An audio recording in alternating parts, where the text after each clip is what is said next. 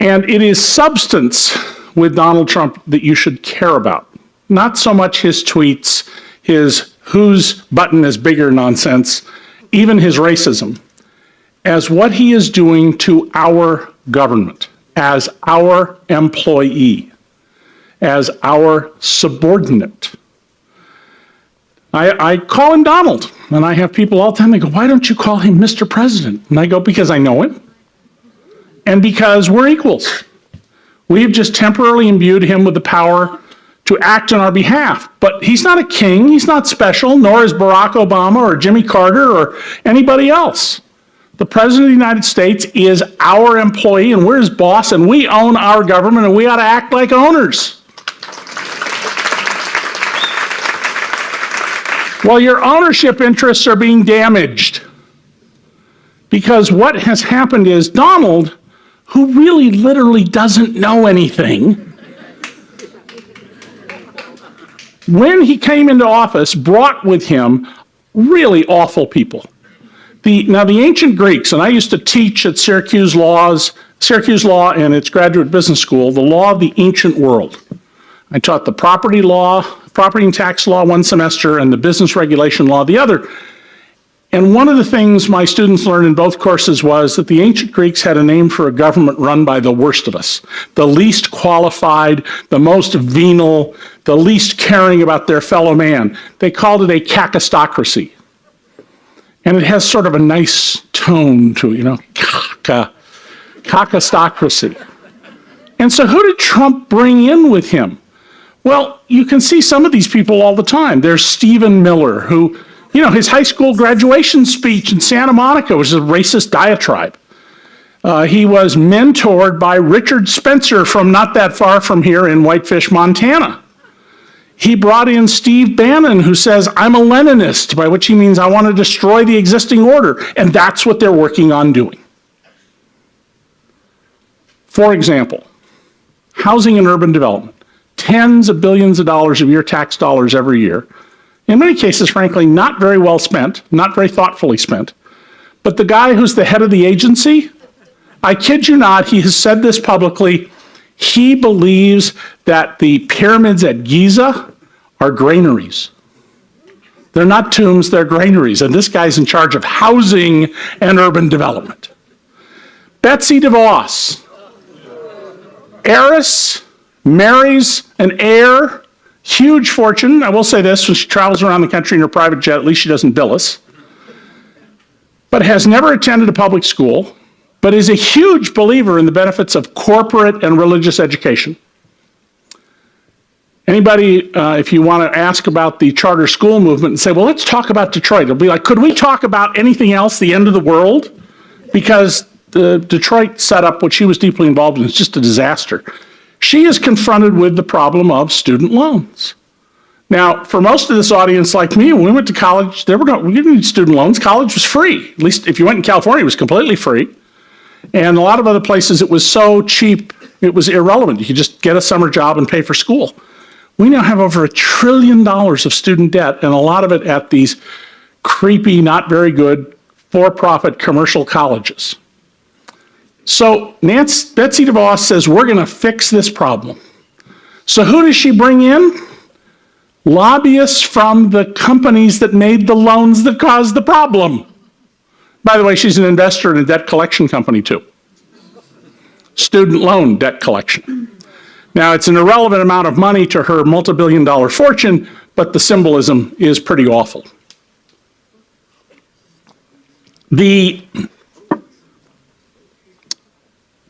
When Trump came in, he fired every ambassador. Now, legally, he can do that. He has a right to do it. Of course, just because you can do something doesn't mean you should, or as the Mormons like to say, he who must be commanded in all things is a slothful and unwise servant. And Donald didn't have anybody to replace these people. So he goes around saying, terrorism, we have to be alert for the terrorists. But we don't have an ambassador in Egypt, or Jordan, or Saudi Arabia, or Libya. And in countries like Australia, the most lapdog loyal supporter of America, we don't have an ambassador either, which means when there are important commercial deals being discussed, we're not at the table.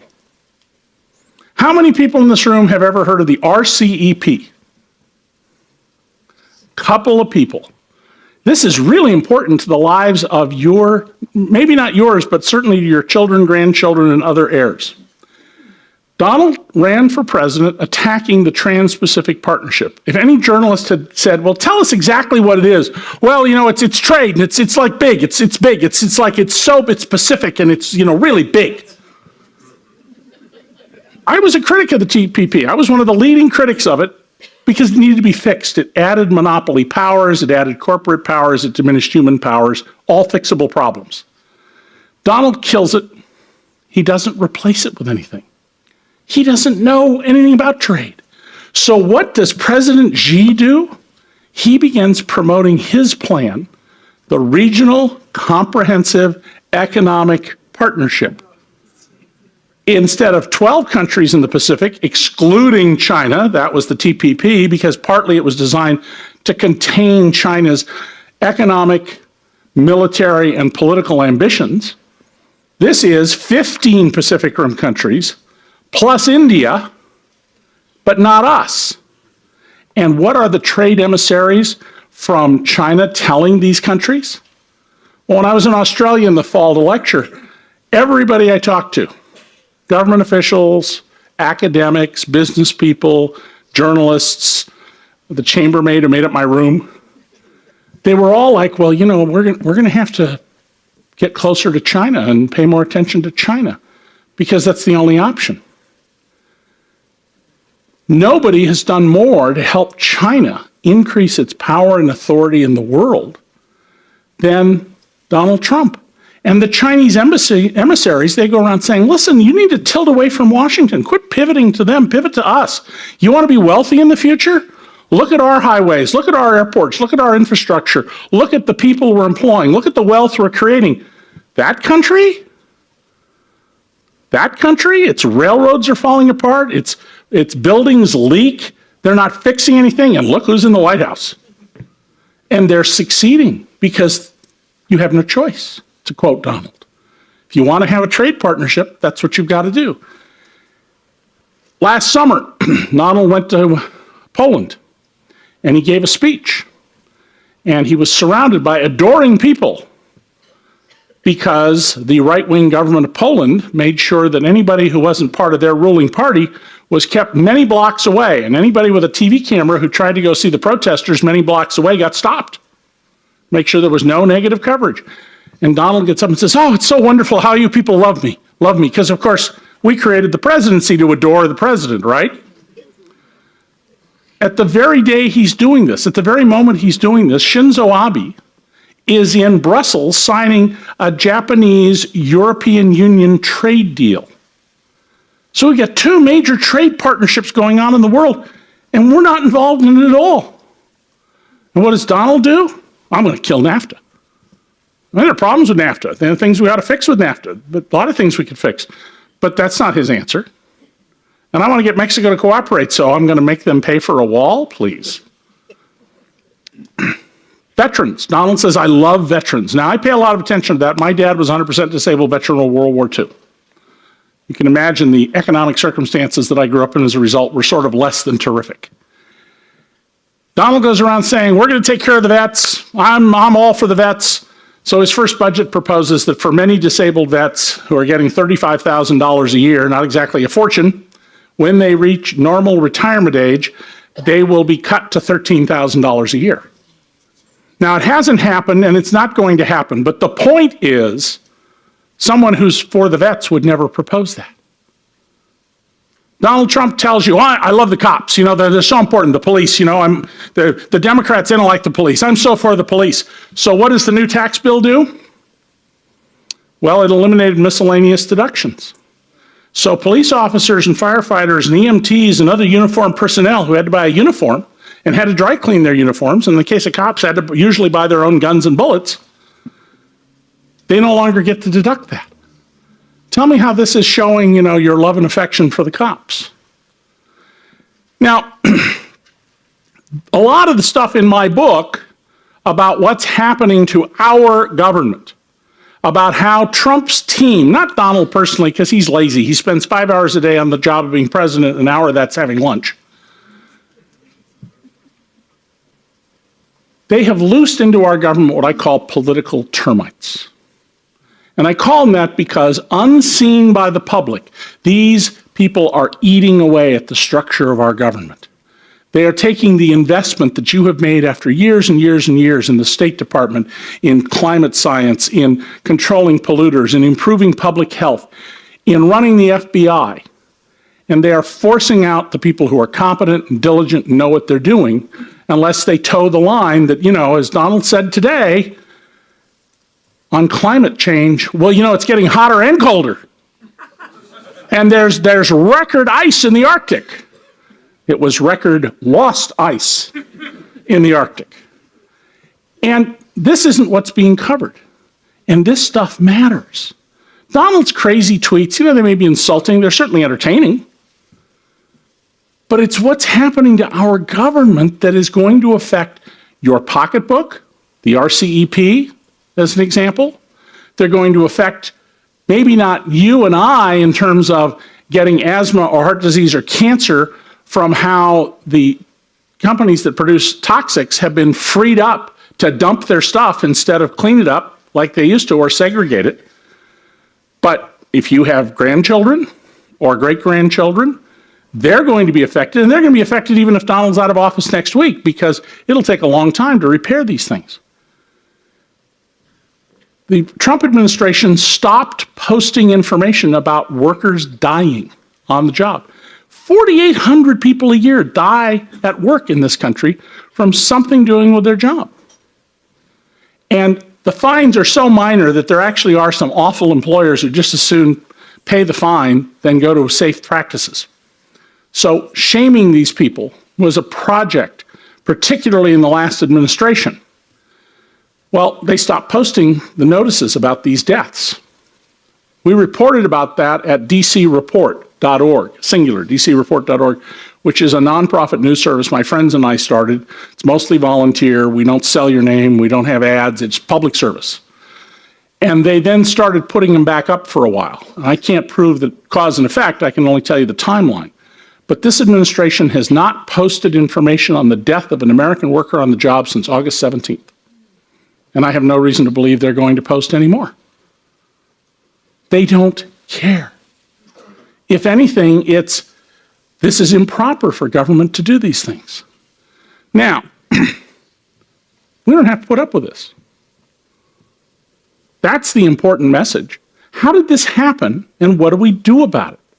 Those are the questions to ask. And how did Donald Trump become president? The American people put him there. We chose. And he lost the popular vote, even though he insists he really won it. It was all those illegals. But he won the Electoral College.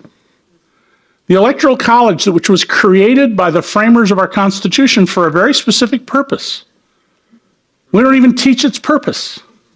Its purpose was because the framers were so concerned about mob rule, about zealots getting loose, and were ruining our democracy. They put in the Electoral College as a backstop so that if somehow the public became inflamed with passion and put in an unqualified, crazy person, the Electoral College would deny them the office. Well, because we haven't used it for over 200 years, it atrophied. And the electors who had the absolute right to vote this way didn't do so. A couple of them did, about 6 of them, but not enough. So the whole idea of this country is that we choose. We decide our fate. King George doesn't decide our fate. Somebody else doesn't. We do. But many of us stopped choosing. I have sat in blue-collar bars in Indiana and Ohio and Michigan and Wisconsin, where I don't go dressed like this. I go dressed like I'm a blue-collar guy. And some event will happen on the screen. And I don't follow sports. I'm of the school that if Marx had been born 100 years later, he would have said commercial sports are the opiate of the masses. But some play occurs, and suddenly the room is alive, and everybody's picking it apart, and they'll cite, Major League Baseball rule number whatever, and by memory tell you what it says. I was once in a bar where somebody argued that, and the bartender pulls out the rule book from behind the bar and says, "No, Jake's right." I mean, it's incredible analytical skill. Then you ask a question about politics. I don't want anything to do dirty. Don't want anything to do with it. It's nothing. Well, that's how you get Donald Trump in the White House. Not having young people be involved. How many people, raise your hand in this room, are under 30? Well, that's more than I usually get. Okay? And I encourage you, the next time you come to an Elliott Bay Books event about matters of politics and economics, bring somebody who's younger. Bring a kid from down the street, college student, if you don't have a grandchildren or children of your own here, somebody's. But bring young people. Get them to come. Put up the $5 for them. But people in America, we know very little. We don't pay attention to politics. And we don't do it because, of course, that's what we've been trained to do. What's one of the sayings? You can't fight City Hall. Sure you can. I've written about people my whole life who've done it. Well, I don't have any power. Nonsense. You have the vote. The social research shows that if everybody voted, if we had mandatory voting like the Australians do, we would have a totally different Congress. People like Paul Ryan would not have a shot. Because this country, in many ways, is much more socially advanced and economically concerned about the same things the Europeans are, taking away financial shocks from people so they can have decent lives. But a lot of people don't vote. Or as my best friend, who is basically a socialist at heart, Wall Street Journal editor. It's my best friend, he always likes to say, screw the poor. The poor get screwed because they don't vote. You go tell them, if you'd vote, you wouldn't get screwed. And they say, no, I'm not going to vote. Screw the poor. That's our policy in America. And we've done it to middle-class people and working-class people. The average income of the bottom 90% of Americans in 1967, that's the year I finished high school, was higher than in 2012. The bottom 90% of people in America are ticked off, a lot of them, and with good reason. You drive across this country and you can go into little towns all over Nebraska and Kansas and parts of Minnesota, and you'll find that, all sorts of people tweaking on meth. No jobs, places falling apart. We don't have to have it that way. We chose to do this. Some of us chose by not being involved. Some of us chose by electing politicians. But whatever the conditions are in this country, there is one absolute to them. We chose. Nobody forced us to elect the people who are in office. No foreign potentate came and said, you have to be this way. We chose. People turned to Donald Trump because he took the message in my trilogy, free lunch, about subsidies, perfectly legal about taxes, and the fine print about monopolies, and distilled from it the basic message. And I said in 2012, anybody who runs for president on the basic message in these books is going to get elected. And that message was, Washington has been taking care of the rich and powerful, and in many, many ways, they have passed laws and rules you've never heard of unless you read my books, where they subtly take money out of your pocket and redistribute it to people at the top. And if I could get people to read these books and to understand the mechanisms by which, without even your realizing it, every single day, Warren Buffett has his hand in your pocket. The pipeline companies have their hands in your pocket. The cable television companies and the pharmacy companies and the land title companies have their hand in your pocket through laws and rules that, except for the people who benefited from them, nobody knew about. They'll get elected president. And Donald, who I know watched me on TV, distilled the essence of that message. Drain the swamp. And so what did he do once he got in office? Well, he took the swamp and turned it into a federally protected paradise for swamp monsters. He ran against Goldman Sachs. He brought 6 people from Goldman Sachs into his administration. Did the exact opposite of what he said. So what do we do about this? Well, the most important thing that's going to happen in the history of America since the Civil War will occur in this country in November. If we keep the Congress we have, Donald Trump will do just fine. He may get a second term. Despite all the polls, he might get a second term. What have the Republicans told us? I mean, they're crystal clear about what's going on. They will destroy the FBI to protect Donald Trump. Now, I've written lots of things negative about the FBI and political spying, and I've exposed foreign agents and written about a lot of corrupt police activities. But at the end of the day, most of the people in the FBI are really trying hard to do a good job. Oh, no. There's a cabal. They're with Hillary. And yet the man in the White House is deeply involved with a foreign power. I mean, you imagine when you were in high school, to those of you in the audience who are my age or older, if you went to high school in the 40s, 50s, or 60s, can you imagine if you'd had a high school civics teacher who said, the day is going to come when there'll be a Republican president who will praise the leader in the Kremlin, he will denounce the FBI, the CIA, and all the other American intelligence agencies, and the Republicans in Congress will take his side and back him up. Now, I don't know about you, but I would have gone to the principal's office and said, Mr. Jones needs to be seen by a psychiatrist. But that's where we are. What matters is who turns out to vote in this next election. Gerrymandering, which is how the minority party, the Republican Party, and I'm a registered Republican of many, many years standing, manages to be in control, is based on some simple math that you can overcome. You create districts that are 53, 54, if you have to, 55% your party, and then you take everybody you think isn't with you, and you corral them over here in districts that are 70, 80, and at least one case that I know of, almost 90% Democrats, or people you think will vote with the Democrats. Well, you can defeat a district that's 53 or 54 or 55%. You just turn out the vote. Scott Walker, governor of Wisconsin. Remember he had a recall a couple of years ago? He didn't get recalled. The polling data indicated he could have been recalled. You know why he didn't get recalled?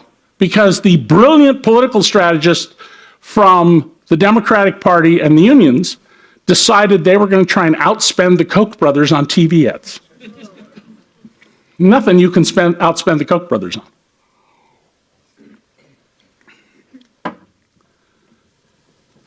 Had they instead gone to people and said, hey, Joe or Mary, I know you're out of work. We want you to come to the polls, 5 o'clock, election day, bring your car. We're going to put somebody else in the car with you. We're going to fill your gas tank. At the end of the day, we're going to give you a couple $100 and fill your gas tank again, and we want you to drive people to the polls. They would have spent 10% as much money, and they would have gotten him out. You got to get people to vote. Now, if you live in a district where it doesn't matter, either you like your congressperson and you think they're going to deal with Trump appropriately, or you live in a district where there's no possibility of replacing that congressperson, get in your car and drive to another congressional district. Contact people there in advance and work on that district and make change. If you can't go do it, get your Aunt Sally or your nephew Jack or your next door neighbor to go do it. But don't just gripe. Posting notes on the internet doesn't do anything. It may make you feel good, but it doesn't change anything. And we have the votes. And it's clear that there are plenty of Americans, more than enough, to change Congress. And why do you need to change Congress? Because the Republicans will never deal with Donald Trump. Now, Robert Mueller's report, when it comes out, I can tell you broadly what it's going to show from my 30 years of knowing Donald. He's a tax cheat. He was tried twice civilly for tax fraud. Totally lost the cases. Had no defensible conduct. One of the questions I've asked recently is, gee, did he have the audacity to take a deduction for paying off Stormy Daniels? And Stormy Daniels and the Playboy Playmate, I assure you, are not the only ones out there. He's been doing money laundering for the Russians for years. He's done all sorts of things, deals with the Russians that make no economic sense. When he sold the disgusting mansion that was torn down a few miles from Mar-a-Lago to Dmitry Rybolovlev, the cover story was Rybolovlev was hiding assets from his wife. Now you should think about this for a minute. You're wealthy, you're having a horrible divorce with your spouse, and you want to hide money. So of course you're going to immediately go out and pay twice what something is worth. Now if you want to throw your money away, that makes sense. But Vladimir Putin was investing in Donald Trump the same way venture capitalists do. You invest in 100 potential successes, 95 of them lose every penny you put into them, 4 of them make up for the 95, and then you get a grand slam home run like Alphabet or Amazon. The Kremlin got Donald Trump. Donald Trump is not a loyal American. And if you doubt that, go home, look up the email that Rob Goldstone sent to Don Trump Jr. in June of 2016 and read the 4th paragraph. As part of Russia's efforts to help. Now that's not a, hey, we'd like to help you, would you be interested email. That's a, we're already in business together, we got a new investment opportunity email. And this is an email that a month after it was sent, Don Jr. said didn't exist. Jake Tapper asked him about it on CNN. That when the New York Times sussed this out finally a year later and Don Jr. put it out, after that, the Trump White House and Don Jr. told 6 different stories, none of which can be true, all of which are incompatible with each other, one of which was dictated by the President of the United States on Air Force One coming back from Paris, and all of which show a conspiracy between Donald Trump and the Kremlin. And why people are not in the streets over this is astonishing to me. It's because Donald is masterful at saying, first of all, collusion. I don't care about collusion. First of all, collusion is not a crime. It's a conspiracy by a foreign power to put its guy in the White House in which he was a willing participant. Mueller's report is going to be really devastating. But without public hearings, the public isn't going to be ready for it. When Watergate happened, it was dismissed for a long time as and then we had Sam Ervin, a senator from North Carolina, nice old country lawyer Sam Ervin, who suddenly realized he was going to be in the history books, and by golly, his grandchildren were not going to read anything about him except that he was an American hero and patriot. And those hearings went on day, well, most of us watched them at night on PBS, but day after day after day after day, and bit by bit, people began to learn what was going on in the Nixon White House. And at the end of the day, the difference between Donald Trump and Richard Nixon is real simple. Richard Nixon's a patriot. He's a crook and he's paranoid and he made lots of bad decisions and he deserved to be pushed out of office. But at the end of the day, he did the patriotic thing. He resigned as president. Donald Trump is pushed out of office. I'll tell you what he's going to do. He will travel the country for the rest of his life doing on a bigger scale what he did during the campaign. Beat that person up. I'll pay your legal bills. He's trying to get votes and he says this. Now imagine he's out of office, what he'll say. He will foment violence and revolution. And I have written for almost 50 years now about people who literally believe, I've been to their conventions, that the government of the United States is a criminal organization, needs to be overthrown. There are books they write about it, there are meetings they have, there are fringe groups, but boy, Donald he'll be right in there with them. You have the power to do something. The first thing you have to do is get informed, which is part of the reason I want you to read my book, so that you know what they're doing. Not just what he's tweeting, not just his crazy racist statements, not just his flip-flops because he has no principles of any kind except the adoration and the glorification of the world's smartest, greatest memory, Donald Trump.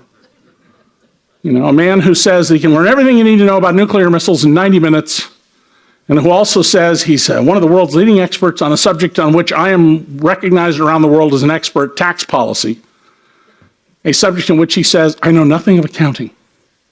Well, if you don't know anything of accounting, that's like saying I'm the world's greatest pilot, but I don't know what a wing is. They just don't go together. But people have to build a case. You can't just say, I don't like the guy. You got to also have a positive case. What am I going to do? We get rid of Donald Trump. Why are we going to do that? Why are we going to have somebody else? We're going to have somebody else because, hey, you know what?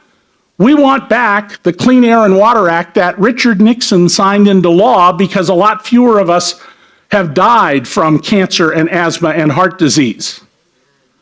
We want to have a society in which we're not going to bed worried that we're going to get into a nuclear war. We don't want a president who goes around saying, of course we're going to use nukes, as he did. Because we want to have a Department of Housing and Urban Development run by somebody who actually knows something about housing and urban development. We want to have an FBI that isn't demoralized and where people aren't punished for doing the right thing. And you have the power to do that. You have the power to do that. That means you have to get organized. You need to raise the awareness of other people. You got to patiently listen to people who don't agree with you. And respect the fact that a lot of people have been sold the con. They really think that Donald Trump is a demigod, not Gog, God, that he is their savior. There are many people, like a woman who sent me an email from Indiana who said, Mr. Johnston, I've been watching you on TV and I don't understand now that we have a fine Christian family man in the White House. And your head reels at that, except if you only read Breitbart or watched Fox News, you'd believe that. You would believe that. If you look at Breitbart and Fox News, you know, I'm probably the leader of the Sharia-loving, let's overthrow the government Muslim crowd. And the Democrats, you know, they just want to take all your money for themselves. You need to persuade people. But where you can't persuade people, that's okay. You're not going to persuade everybody. On the day Richard Nixon resigned, 29% of Americans supported him. 29%. Not one member of Congress in either party, but 29% of Americans. And that's not surprising if you know a little bit about demographics of America. Fox News for years did very, very good polling. Roger Ailes may have been a lot of things, but he was really understood he needed good polling. So year after year after year, Fox News did a poll about religiosity. About 42 to 44% of Americans believe there's an angel following them around. About 27, 8, 9% year after year believe in witches. But in what I think is a pretty good measure of sexism, only about 22 or 3% believe in warlocks. Well, there's going to be a crowd of people who will always be with Donald. People who, they don't want to sit next to a Latino in the airplane, they don't want an Asian in the cockpit, and God forbid they don't want to have to report to a black woman boss. They hate the civil rights movement. There has been a movement in this country for a long, long time to repeal the 13th, 14th, and 15th Amendments. We've had members of Congress speak in favor of this. Gets almost no news coverage, but it's out there. You're not going to change those people. Get the people who are changeable, persuade them, get them to register to vote, get them to the polls, elect a different Congress. And when we get a different Congress, we'll get somewhere. And there's one more crucial element to this. Pay attention to who's running. I was sent a video the other day that it's sort of like Instagram. You know, I could watch it and then I couldn't watch it again. And it was a couple of young people, good-looking, earnest, clean-cut. They're going to run for Congress as Democrats against Donald Trump. And then local TV reporters asked them some questions. And it was immediately clear they knew nothing about the government. They didn't understand the House from the Senate. They didn't understand the Constitution. I mean, these people were just eviscerated as idiots. And they didn't have Donald Trump's skill to buffalo their way out of the questions. You can't run incompetent people if you want to change the Congress. You got to get people who know what to do and get them to do it. It's our government. We own it. We need to act like owners. And if we don't, well, tough luck. We will slide into becoming a fascist state over time because there are people, I assure you, I don't know who they are, but knowing what I know of human nature and over 50 years of reporting, there are people who are looking at Donald and saying, boy, if you could get a candidate who didn't have Donald's deficits, somebody who's actually smart, actually educated, someone who doesn't speak in word salad. It's beautiful, it's beautiful, it's terrific, it's gorgeous, it's terrific, but can speak in coherent ways, and who is organized and can appoint people, you can take over this country. You could turn us into a fascist state. It wouldn't be that hard. We're at a real deciding point in this country about what we want in our future. Now, we can endure Donald Trump. What we need is to have such decisive action that it pushes back so strongly. It is such a powerful political force that we don't have to worry for at least another generation or two about people like Donald Trump coming into office and doing something. So please don't leave here feeling depressed. There's plenty to be depressed about, plenty to be down about, but energized by the thought that, yeah, we can do something, and I'm going to do it. I want us to have a new Congress. I don't expect I'm going to like everything our new Congress does. I don't expect it to be perfect. Look at the progress we've made in this country. This was a country that started off with the great compromise that you could own human beings. We got rid of that. It costs us the equivalent in today's population of 6 million of us dying, of whom, by the way, about 15% were black Americans. But we got rid of that. Women got the right to vote because men voted it for them. The only people who could were men. The advocates in the late 19th century for child labor laws were denounced by the Jerry Falwell Juniors and the other, today's TV preacher types who said, it is God's plan that these children work in the factories, and those who propose these child labor laws are the agents of the devil. We got child labor laws. We got laws that allowed the organizing of workers for unions. And what does Pope Francis say about that? There's no economic justice without unions, because workers cannot, with the exception of people who are name brand talent, negotiate for their pay. At the end of the day, if you're a secretary, a doctor, a lawyer, a police officer, a firefighter, a biologist, you're a commodity. Other people can do something unless there's something unique and unusual. It's a very tiny segment, small segment of the population that's like that. If you don't have a union, you're never going to get paid what you should. We had union laws, and then we let them fritter away. We have these environmental laws that are still on the books. We need to go back and enforce them. We need to be building a better America in the future, not a worse one. So figure out, what are you going to do? And do it. Resolve and actually do it. And if you don't do it, don't complain. It's as simple as that. Just don't complain. So I want to thank people for coming tonight, and I want to take a lot of questions. I'm going to have one rule when you come up to ask a question. If you can't ask a cogent question, I'm going to cut you off, let you figure out how to edit your question while I talk to the next person, and then we'll come back to you. I'm not going to stop you, but let's ask questions, all right?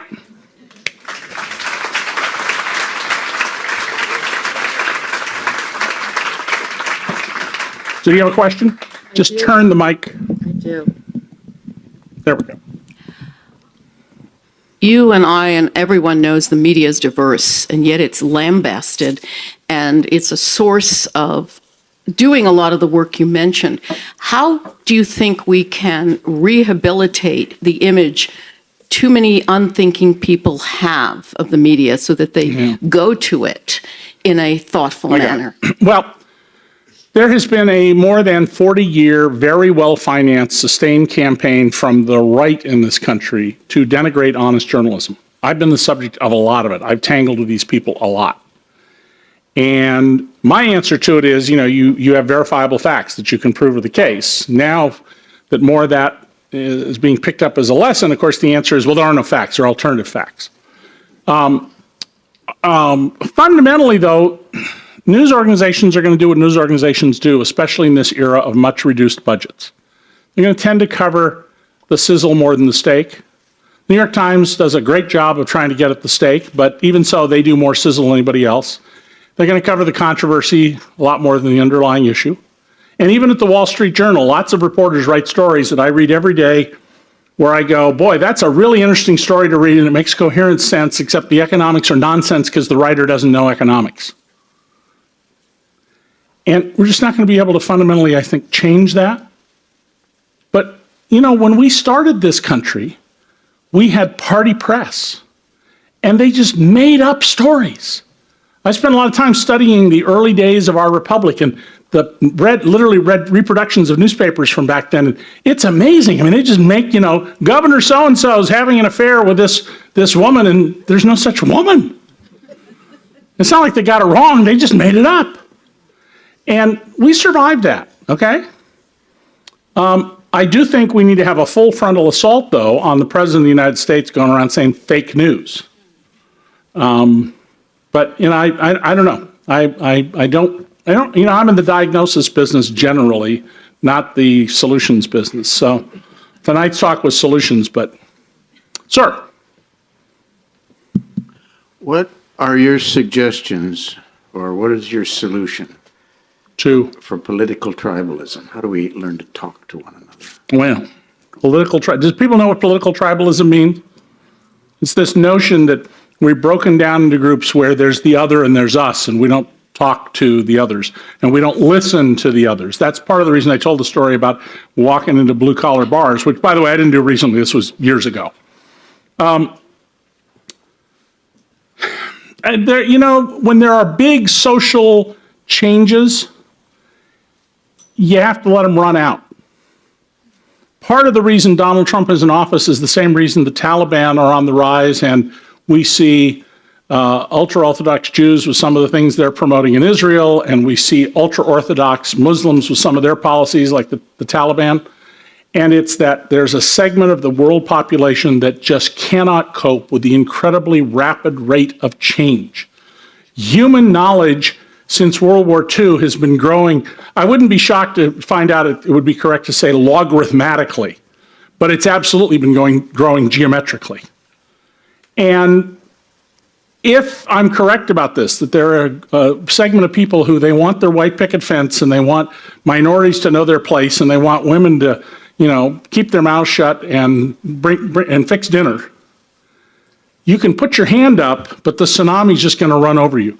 It's a social tsunami and it's got to run its energy out. So if you're a journalist, the only thing you can do is make a record. Tell everybody what's going on because eventually they will recognize it because the energy will run out. And the other is, be nice to other people. Talk to the people, listen to other people. Be nice to other people. Change the nature of the intercommunications you have on a personal level with people. Don't cut people off in traffic.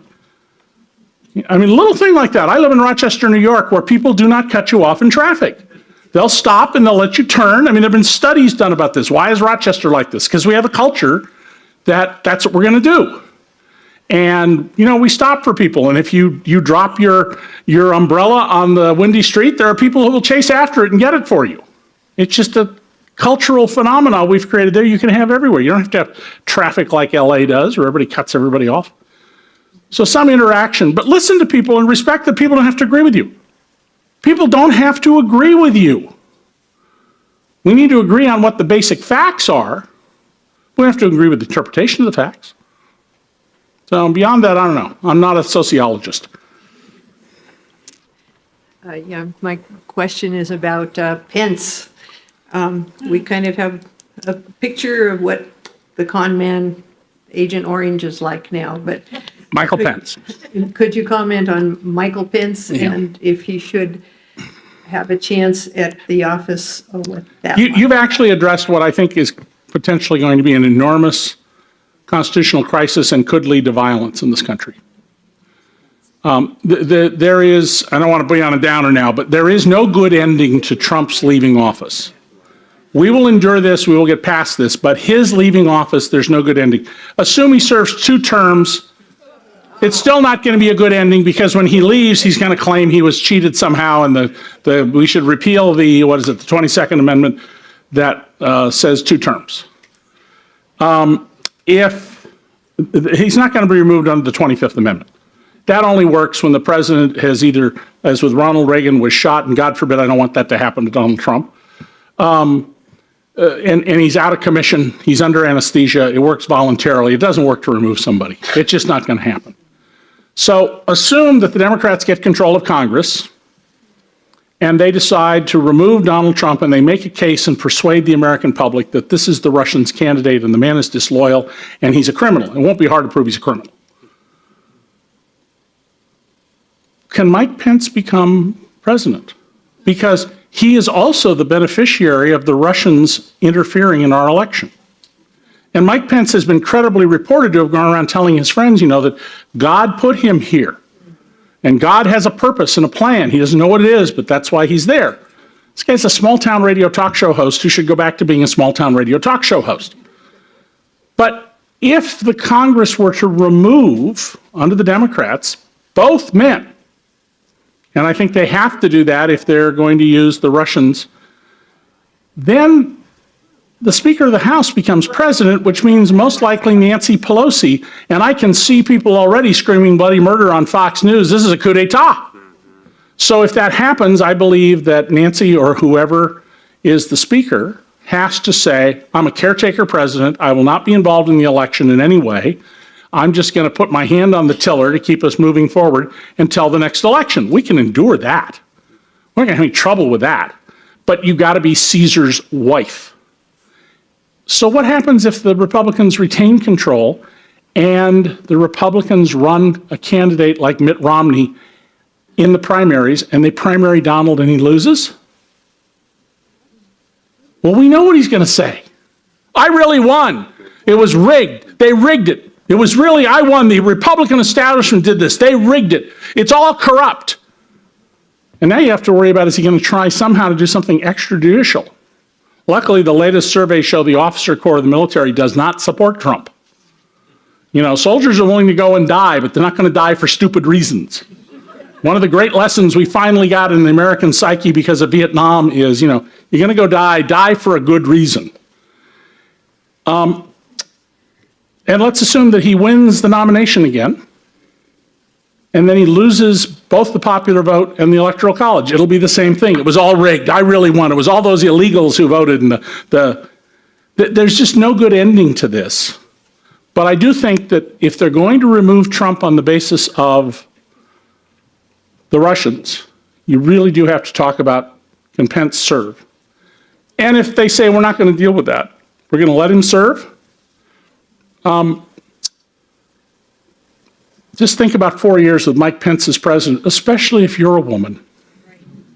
Especially if you're a woman. And remember this, there are a lot of women who think he should be president because they agree with his, what I would regard as absolutely outrageous misogynist views. But there are a lot of women who support that. So, sure. With the recent special election in Alabama and Doug Jones beating Roy Moore, do you think that portends good things for this November, or was that an aberration, with the Roy Moore situation? I'm a policy person. I'm not a politics person, okay? But it seems to me there are a couple of lessons from Alabama. One of them is, what a horrible bad candidate they ran. It turns out lots of people in Alabama, they paid attention to know about Roy Moore, and I suspect that a question arose, and I say this having talked to a few people who are friends of mine who've lived in Alabama, about Roy Moore's behavior that's a little contraindicated. And that is 32-year-old man gets these 14, 15, 16-year-old girls half naked and liquored up and doesn't try to have sex with them. That suggests there's something else very deep going on in that man's psyche that would be death to you as a conservative Republican in Alabama. And they ran a horrible, terrible candidate. And when Richard Shelby, the senior senator from Alabama, said, I'm not voting for him, what happened? He came under attack. If you run a really bad candidate, guess what? You're going to lose. But there are lots of people who are sort of little bad, half bad, Look what happened to Senator Johnston from Utah versus when Mike Lee ran against him from the right, Principled guy, Senator Johnston, no relation. And Mike Lee, very unprincipled guy. So I don't know. It matters a lot who the candidates are that you run. Right now, the Democratic National Committee, if you look at their finance reports, having trouble raising money compared to the Republicans. Money's rolling into the Republicans and not the Democrats. I get these emails every day from Nancy Pelosi, well, not from them, but ostensibly from them, James Carville and others. We need $1 to defeat Donald Trump. Come on, are you serious? These are a joke, and they suggest the Democrats still don't have their act together. They haven't for a long time. Is there somebody over here? No. I guess we're going to go from my perspective to the right of the room more. So I've been very Now, from my perspective, mystified why the Republicans are not rising up against Trump, and speculating. well, that's easy. The reason they're not rising up against Trump is look what happened to Jeff Flake. Who is the most powerful, not powerful, the most prominent, important family in Arizona? The people who settled Arizona. It's the Flakes. They got a town named after him, Snowflake. And he can't run. So that's, Guys, I want you to imagine for a moment that you own a company. You hire someone to run it for you. Would you simply hand them the keys and they disappear? Of course not. You would want to know what they are doing. You would want to know who they are hiring. You will want to know how they are spending your money. And if they were doing a terrible job, you would expect to have the power to replace them. Johnston argues that citizens should look at government in a similar way. The president is not the owner of the country. The president is an employee of the people. Even back in my country, it applies the same because we are the employer and they are the employees because we elect them into the office to serve us. And we elect them through a democratic way. And if you are the employer, you have a responsibility to pay attention. Guys, that brings us to one of the Johnson's biggest criticism of the Trump administration. He uses this word that he calls his administration as a cocostocracy, essentially meaning a government being run by people he believes are among the least qualified or most self-interested individuals. Now, whether you agree with that description or not, his large question is worth considering.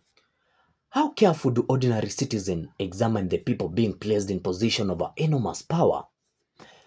Take government departments such as housing and urban development of education. You see, Johnson raises a question about appointments such as Ben Carson at HUD and Bessie DeVos at education, particularly regarding their qualification and what they intend to do with those positions. You know, and this is where we as citizens need to pay attention because these positions are not just titles. Decisions made inside these departments can affect housing, they can affect education, schools, families, and communities. Then there is an international trade. Johnson criticizes the decisions to withdraw from a major trade agreements such as a Trans-Pacific Partnership, arguing that America's retreat created opportunities for China to expand its economic influence. And whether you agree with his analysis or not, there's an important lesson here. We have foreign policy does not always stay overseas.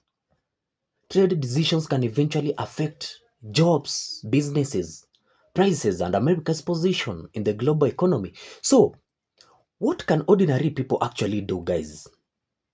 This is perhaps the most important part of Johnson's message. Don't just complain. Participate, guys. Participate. Go vote. Pay attention to local elections. Understand who represents your district. Find out what your local politicians are actually doing.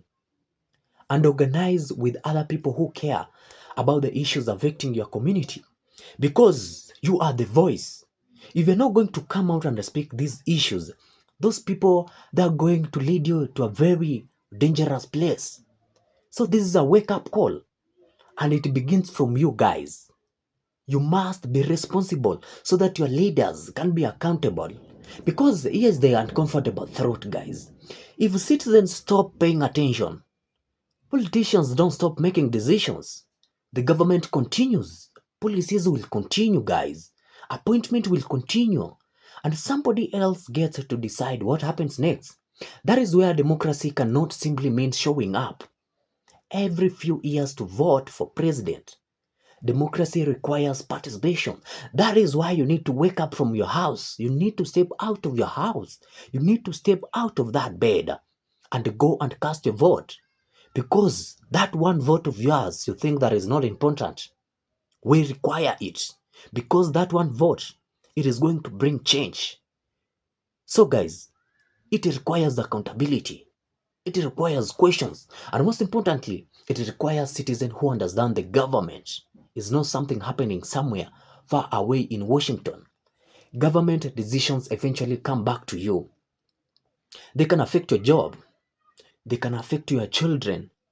They can affect your children's education, your housing, your taxes, your community, your future. So don't think of yourself as a spectator, guys. Think of yourself as an owner. And if you are an owner, you have every right and perhaps even every responsibility to ask, who is running this government? Are they doing their job? And what can I do if they aren't? Because the moment citizens stop asking those questions is the moment accountability begins to disappear, guys. So don't just watch politics. Participate in it, guys. Participate in every politics in your country. Don't just complain about government. Hold it accountable. You are responsible. And above all, remember this, guys. The government works for the people, not the other way around. That is the way the government usually works. Otherwise, of all the videos that I did, and if you've been watching me, this is the most enjoyable video. And guys, I usually do such kind of this video. Remember, if you're not subscribed to my channel, please do so. Because if you're going to do that, you are going to buy me a coffee. Otherwise, guys, thanks for watching. Don't forget to like, subscribe, and share your thoughts in the comments. Otherwise, guys, I'll see you in the next one.